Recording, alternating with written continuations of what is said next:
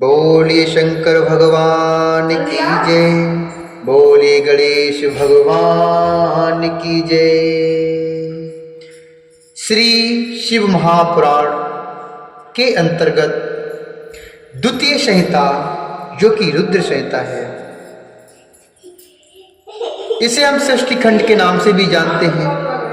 इसमें आज हम वर्णन करेंगे अध्याय 3 का, अथ तृतीयोध्याय। और इसमें जो वर्णन है, माया निर्मित नगर में शील निधि की कन्या पर मोहित हुए नारद जी का भगवान विष्णु से उनका रूप मांगना, भगवान का अपने रूप के साथ वानर का सा मुंह देना, कन्या का भगवान को वरण करना और कुपित हुए नारद का शिवगणों को शाप देना। आइए हम तृतीय अध्याय में प्रवेश करते हैं। ऋषिगण बोले, शूत शूत महाभाग व्यास शिष्य नमोस्तुते, अद्भुतेयं कथा तात वर्णिता कृपया हीनः, मुनोगते हरेस्तात किंचिकार ततः परम, नारदोऽपि गतः कुत्र तन्मे व्याख्यातोर्महसि,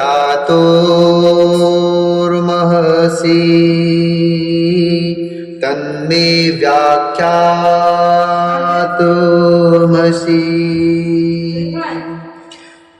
ऋषिगण बोले, हे शूत, हे महाभाग, हे व्यास शिष्य, आपको नमस्कार है। हे तात, कृपा पूर्वक आपने हम सभी को जो कथा सुनाई है, यह निश्चित ही आश्चर्यजनक है। हे तात, मुनि के चले जाने के पश्चात भगवान विष्णु ने क्या किया और नारद जी कहाँ गए, वह सब हम लोगों को भी तो बात बताएं। तब व्यास जी बोले, इत्याकरण्य बच एस्तेषां शूतः पौराणिकोत्तमः,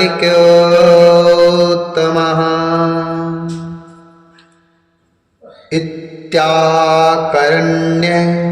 बच एस्तेषां शूतः पौराणिकोत्तमः, प्रत्युवाच शिवं स्मृत्वा नाना शूतिकरं बुद्धः। व्यास जी बोले, उन ऋषियों की बात सुनकर पौराणिकों में श्रेष्ठ तथा बुद्धिमान सूत जी नाना प्रकार की सृष्टि करने वाले शिव का स्मरण करके कहने लगे।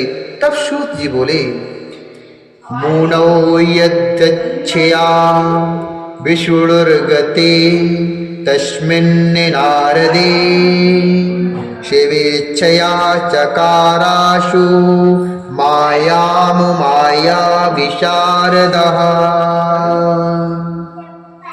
मुनिमार्गस्य मध्ये तु विरेचि नगरं महत्, शतयोजन विसितारमद्भुतं सुमनोहरम्।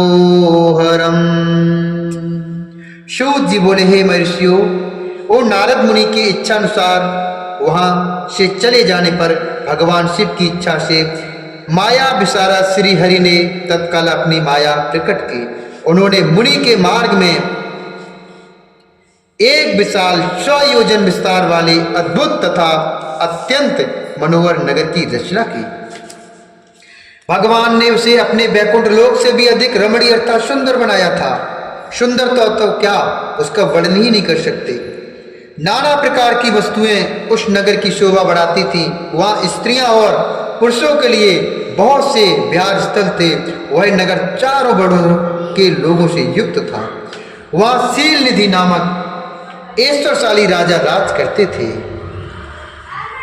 तत्र राजा शील निधिर्नामैश्वर्यशं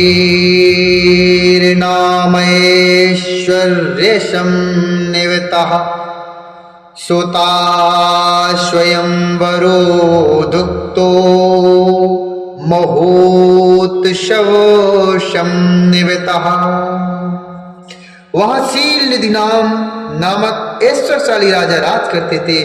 वे अपनी पुत्री का स्वयंवर करने के लिए उद्यत थे, अतः उन्होंने महान उत्सव का आयोजन किया था।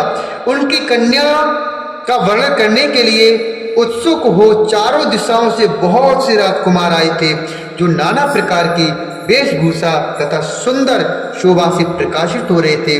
उन राजकुमारों से वह नगर भरा पूरा दिखाई देता था, अर्थात उन राजकुमारों से वह नगर भरा पूरा दिखाई देता था।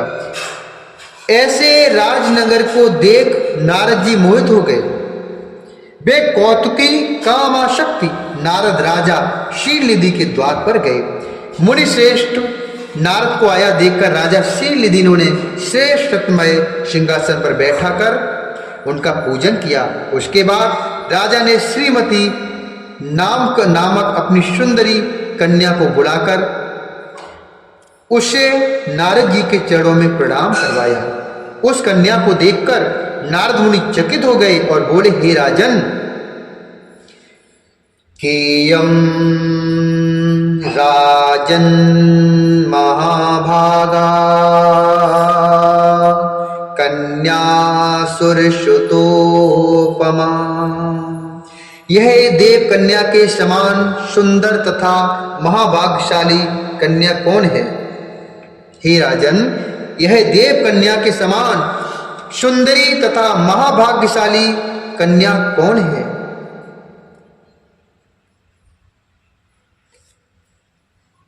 उनकी यह बात सुनकर राजा ने हाथ जोड़कर कहा, हे मुनि, यह मेरी पुत्री है, इसका नाम श्रीमती है। अब इसके विवाह का समय आ गया है। यह अपने लिए सुंदर वर चुनने के निमित्त स्वयंवर में जाने वाली है। इसमें सब प्रकार के शुभ लक्षण लक्षित हैं। इसमें सब प्रकार के शुभ लक्षण लक्षित होते हैं। हे महर्षि, आप जन्मस्थ जातक ग्रहियों के अनुसार इसका संपूर्ण भाग बताएं और यह मेरी पुत्री कैसा वर प्राप्त करेगी, यह भी मुझे बताएं। राजा के इस प्रकार पूछने पर काम से विह्वल हुए मुनि श्रेष्ठ नारद उस कन्या को प्राप्त करने की इच्छा मन में लिए राजा को संबोधित करके यह वाक्य बोले, श्रुतेयं तव भूपाल सर्वलक्षण लक्षिता महाभागवती धन्या लक्ष्मीरिव गुणालया।